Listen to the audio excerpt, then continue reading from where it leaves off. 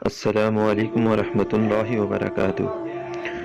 رسول کریم صلی اللہ علیہ وسلم نے فرمایا، قسم ہے اس ذات کی جس کے ہاتھ میں میری جان ہے، تم میں سے کوئی بھی ایماندار نہ ہوگا جب تک میں اس کے والد اور اولاد سے بھی زیادہ اس کا محبوب نہ بن جاؤں۔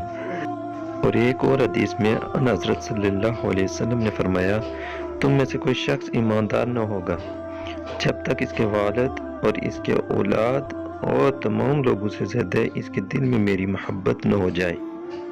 تو پیارے دوستو، ان حدیث مبارکہ سے یہ ثابت ہوا کہ پیارے نبی پاک صلی اللہ علیہ وسلم سے محبت ایمان کا حصہ ہے۔ تو پیارے دوستو، ہمیں چاہیے کہ ہمیں ہر چیز سے بڑھ کر پیارے نبی پاک صلی اللہ علیہ وسلم سے عشق اور محبت کرنا چاہیے۔